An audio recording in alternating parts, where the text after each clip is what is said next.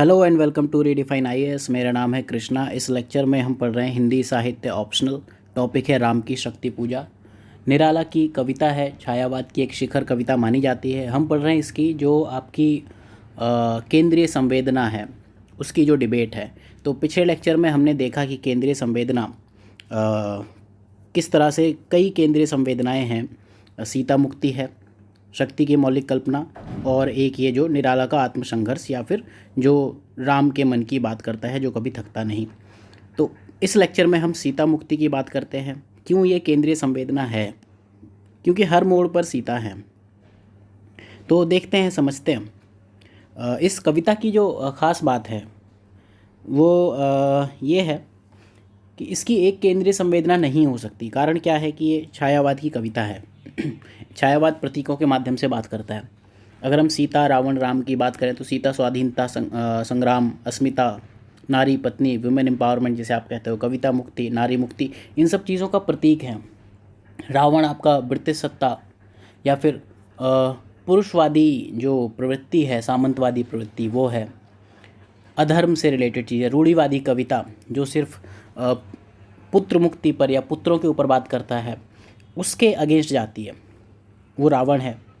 राम खुद निराला हो सकते हैं, गांधी हो सकते हैं, या फिर ऐसा कोई भी बंदा जो सच का पक्षधर है।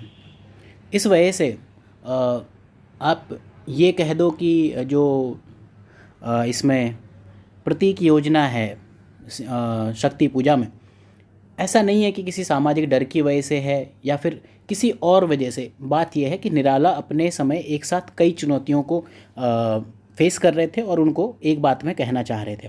तो ठीक है, हम इस लेक्चर में देखते हैं कि कैसे सीता मुक्ति इसकी एक केंद्रीय संवेदना है। ये व्यू पॉइंट नंद किशोर नवल ने दिया है। अगर हम इसका इंट्रोडक्शन देने की कोशिश करें तो पहले तो आप ये बताओ कि सीता जी ही युद्ध और शक्ति पूजा का संपूर्ण उद्देश्य है। उनके चारों तरफ ही पूरा युद्ध और रामायण घूमती है, चाहे वो तुलसी के राम हो या निराला के राम हो। कुछ फ़र्क है लेकिन अल्टीमेटली रामायण का केंद्र बिंदु भी सीता है और यहाँ भी। ठीक है, अगर आप देखो इसका, अगर आपको इंट्रो देना हो या फिर आप बैकग्राउंड दो, ठीक है, कि बैकग्राउंड में क्या चला, तो अगर आप बात करो, निराला प्रेम के कवि हैं, प्रेम कहते हैं वो, चाहे वो पंचवटी प्रसंग हो, तुलसीदास हो या सरोज स्मृति हो। और जो शक्ति पूजा है वो इसी कड़ी का अगला चरण है। वो सरोज स्मृति में पुत्री की मुक्ति करते हैं और यहाँ पर सरोज स्मृति उनकी जो पुत्री थी, सरोज स्मृति के बाद उनकी आई थी ये राम की शक्ति पूजा। यहाँ उनका नारी मुक्ति या पत्नी मुक्ति की बात करते हैं। तो यहाँ से आप इसको इंट्रोड्यूस करो, फिर बताओ, अगर बताना चाहो कि सीता हर मोड़ पर हैं, राम के पास ना होते हुए भी हर शिविर पर हैं, तो ठीक है, देखते हैं, पॉइंट बाय पॉइंट समझते हैं और कविता में कहाँ ये चीज़ें दिखती हैं उनको हम देखेंगे। सबसे पहले एक्सप्लेन करेंगे। अगर हम कविता का प्रारंभ करें, पहली 18 लाइन की बात करें तो राम पराजित हैं, हताश हैं। उनके पूरे शिविर में सिर्फ हनुमान एक ऐसे योद्धा हैं जिनमें अभी चेतना बाकी है, क्षमता बाकी है। और जब हम पहला पैरा इसका पढ़ते हैं, इनिशियल, देखो, सीता मुक्ति की आशा धूमिल हो रही है। हम कविता में एक बार देखते हैं, ये पूरी कविता है, मैंने आपके लिए दे दी थी। तो यहाँ आप देखो, ऊपर से लेकर कहीं तक यहाँ सब आपको ये दिख रहा है कि रावण जीत रहा है, बिल्कुल, मतलब हम परेशान हैं, हमारी सेना हार चुकी है, रवि अस्त हो चुका है और बस कुछ नहीं। ठीक, और अल्टीमेटली फाइनली इन दो लाइंस में अगर आप देखो तो सीधे दिखता है कि मतलब अब जानकी का उद्धार हो नहीं सकता। सीता मुक्ति की जो कल्पना है, आइडिया है, वो इम्पॉसिबल सा हो गया। तो ये पहला पॉइंट है। तो इन चीज़ों को आप पढ़ो बार बार, और इन जनरली लाइफ में भी आप किसी से ये बातें कर सकते हो। हिंदी साहित्य बहुत ही प्यारा सब्जेक्ट है, बस बात यह है कि आप इसको अपने लिए कैसे यूज़ करते हो।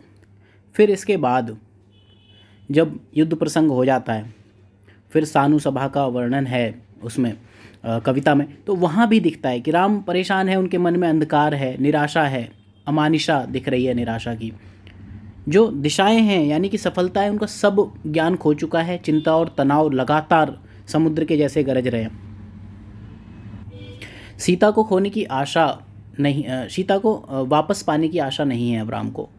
तो विकल हैं, पराजय बोध है, असमर्थता है। तो राम पूरी तरह से झकझोर चुके हैं खुद को, लेकिन फिर उनको सीता की स्मृति आती है और उनको आशा मिलती है। तो इसके लिए आप ये लाइंस यूज़ कर सकते हो यहाँ पर, राम की आशा,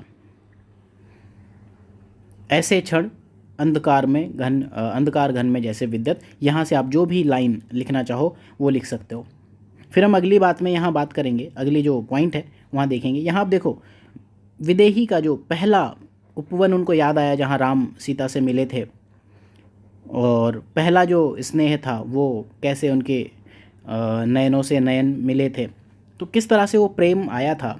तो सीता की स्मृति जब उन्हें जैसे ही याद आती है तो राम कहते हैं मैं हर धनुर्भंग को तैयार हूँ। ठीक है, मैं कोई भी विश्व विजय अगर करनी हो तो मैं सीता के लिए तो कर ही सकता हूँ, ये बात है। ठीक, तो सानु सभा जैसे ही चेंज होती है, सीता की स्मृति उनको हो आती है, थोड़ा आशा मिलती है, और राम फिर हर धनुर्भंग को तैयार हो जाते हैं। एग्जाम में आप ऐसे ही पॉइंटर बाई पॉइंटर लिखते जाओ, और यहाँ पर आप वो लाइंस यहाँ से लिखना शुरू करो कि ऐसे क्षण से लेकर और ये प्रथमोत्थान पतन यहाँ तक आप लिख दो। ठीक, फिर अगली बात देखते हैं। लेकिन जैसे ही राम यहाँ पर पॉजिटिव हुए थोड़ा सा, फिर वापस से नेगेटिव। आप देख रहे हो ये इस जो कविता है राम की शक्ति पूजा कैसे नाटकीयता है, कैसे मतलब इसमें क्लाइमेक्स आते हैं, कैसे चेंजेस आते हैं, कैसे यू टर्न्स आते हैं। अभी राम नेगेटिव थे, सब था, अब पॉजिटिव हो गए, अब वापस से नेगेटिव हो गए। वस्तु स्थिति को नहीं पलट सकते। उनको भीमा की मूर्ति दिखी, और भीमा, उन्होंने कहा कि जो दुर्गा हैं, देवी हैं, वो तो रावण की तरफ से लड़ रही हैं, रावण को अपनी गोद में बिठा के युद्ध कर रही हैं, तो जीत ही नहीं पाएंगे। तो सीता की याद में उनकी अपनी आंखें भर आती हैं। तो वो चीज़ अगर आप कविता में देखो तो यहाँ दिखती है, इधर नज़र आती है रियलिटी। फिर देखी भीम मूर्ति आज रण जो देखी, यहाँ से लेकर लक्ष्य शंकाकुल हो गए अतुल बल नयन शेष, ये वाली चीज़, भावित नयनों से सजल गिरे दो मुक्तादल। मतलब बिल्कुल रावण का अट्टहास दिख रहा है, परेशान हो चुके हैं वो। ठीक है, तो ही कांट डू एनीथिंग, ये दिक्कत हुई, वस्तु स्थिति नहीं पलट सकते। तो राम फिर से परेशान हो गए। अब विभीषण, क्योंकि अब मित्र हैं तो उनको एक मित्रोचित प्रयास करना बनता है। सानु सभा में ही राम की पराजय भावना को देखकर विभीषण उनको कहते हैं कि अब तक जो किया अब उसको आप कैंसिल आउट नहीं कर सकते। विभीषण का रोल यहाँ आता है, वो कहते हैं कितना श्रम हुआ व्यर्थ, आया जब मिलन समय, तुम खींच रहे हस्त जानकी से निर्दय। तो बस वही बात है कि रावण को आप जरा ध्यान करो, ठीक है, और वो उपवन में बैठ के कैसे सीता को दुख देगा, और आप अभी छोड़ दे रहे हो। तो विभीषण का रोल देखो यहाँ पर, रोल ऑफ विभीषण, एक मित्र होते हुए उनको पता है कि किसी को अगर किसी के खोए हुए आत्मविश्वास को जगाना है तो उसके सबसे मार्मिक स्थल पर चोट करो। तो सीता के कष्टों को उन्होंने ध्यान दिलाया। विभीषण की बात सुनकर सभा थोड़ा सा स्तब्ध भी है, लेकिन क्या कहें। अब अल्टीमेटली फिर हुआ क्या, ये सभा हो गई, अब राम पूजा करते हुए दिखते हैं। कविता के अंतिम हिस्से तक हम थोड़ा चलते हैं। तो जो उनका आखिरी कमल था, आखिरी पुष्प था, वो भी अब देवी दुर्गा उठा के ले गई हैं। तो राम एथिकल हैं, सात्विक हैं, एथिकल तो हैं, लेकिन क्या करें, कब तक। जो उनकी नैतिकता है, उनका पूरा नैतिक जीवन दांव पर है। अगर सीता की मुक्ति ना हो पाई तो क्या करेंगे, नैतिकता का क्या करेंगे, अपने औदात्य या गरिमा का, वो सब चीज़ें राम के लिए निरर्थक हैं। तो राम का फिर एक और मन उठ खड़ा होता है, जो हमने लाइंस पढ़ी थी, जानकी हाय उद्धार प्रिया का हो ना सका, वो वाली बात। वह एक और मन रहा राम का जो ना थका। तब राम को समझ आता है कि बाकी चीज़ें एक तरफ और सीता के लिए मेरा प्रेम एक तरफ। तो राम का प्रेम यहाँ जाग उठता है, और राम उस प्रेम में अपनी आँख देने को भी तैयार हो जाते हैं। और इस प्रेम को कबीर ने भी कहा है, जब वो बात करते शीस उतारे हाथी करी, वो वाली बात कर लो। या कबीर से आप इसको कंपेयर कर सकते हो, आपको करना पड़ेगा थोड़ा कंपेयर। जायसी से, मलिक मोहम्मद जायसी से आप इसको कंपेयर कर सकते हो। प्रेम पहाड़ कठिन विधि घड़ा, ये वाली बात। तो राम यहाँ कहते हैं ना, दो नील कमल हैं अभिशेष। जब उनकी माता, उनको याद आया कि माता मुझे राजीव नयन कहती हैं, तो कहते थे पूरा करता हूँ मात एक नयन, जो दो मेरे पास नयन है उसमें से एक देकर आपको चढ़ा देता हूँ। तो ये पूरी कहानी है। तो आप देखो यहाँ पर इस पूरी कविता में जो भी चीज़ें चेंज हो रही हैं, चाहे वो पॉजिटिव हो नेगेटिव हो, सब की सब सीता मुक्ति की तरफ आपको डायरेक्शन देती है। ये जो राम का आत्मधिक्कार था यहाँ पर हमने देखा अभी, ये ना तो विजय के लिए है, ये ध्यान रखना। राम को विजय नहीं चाहिए, विजय नहीं चाहिए थी। जो रावण है वो तो आपको पड़ोसी देश है, क्यों उससे आपको क्यों दिक्कत करनी है, इंटरनेशनल रिलेशंस आपको बनाने हैं। तो ये जो आत्मधिक्कार है विजय के लिए नहीं है, साधना की सफलता, देवी की उनको उपासना नहीं करनी थी। राम के पास तो पहले से ही बहुत सी शक्तियां हैं, उनकी सेना अच्छी खासी मीन्स एबल है, कैपेबल है, ठीक है। लेकिन जो उनको विफलता और आत्मधिक्कार की बात आती है सामने, आपका पूरा युद्ध, आपकी पूरी पूजा, जैसे मैंने कहा सब कुछ, सीता की मुक्ति ही सब कुछ है, चाहे वो ये युद्ध हो, पूरा युद्ध, संपूर्ण युद्ध, या शक्ति पूजा। तो आप सब कुछ करने के बाद भी आपका मेन एम पूरा नहीं हो पा रहा है, तो फिर आत्मधिक्कार की भावना आएगी।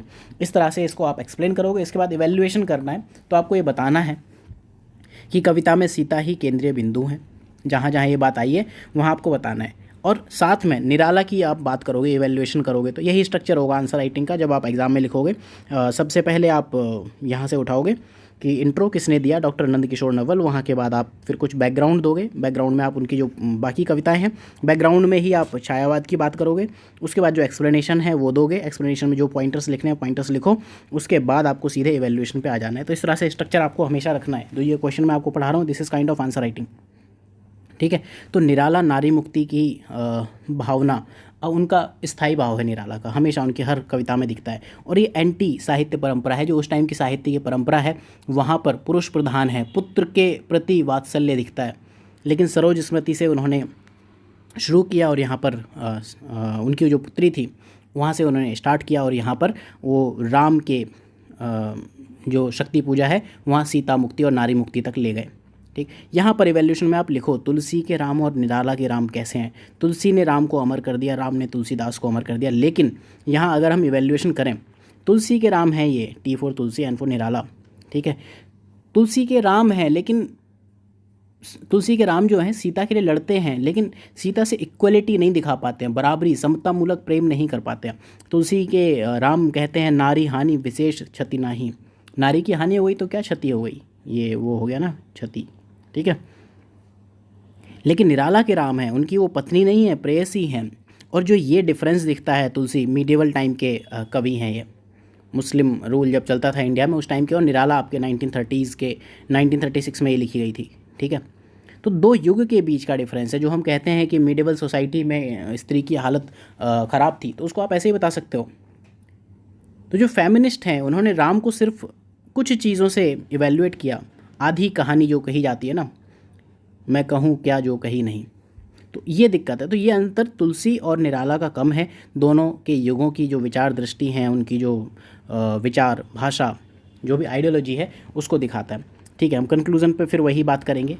देखो सीधे सीधे जब डिबेट है, कोई एक तो हो नहीं सकता है। हमने कहा सीता की मुक्ति है, ठीक है, शक्ति की मौलिक कल्पना है, या वह एक मन रहा राम का, या फिर निराला का आत्मसंघर्ष, सभी हैं। वस्तु संरचना ऐसी है, छायावाद है ना, प्रतीक है, आपको जो मन मानना है मानते रहो, ठीक है। तो कई पक्ष हैं, सीता मुक्ति केंद्रीय पक्ष तो है लेकिन एकमात्र नहीं है, पैरेलली चलता है।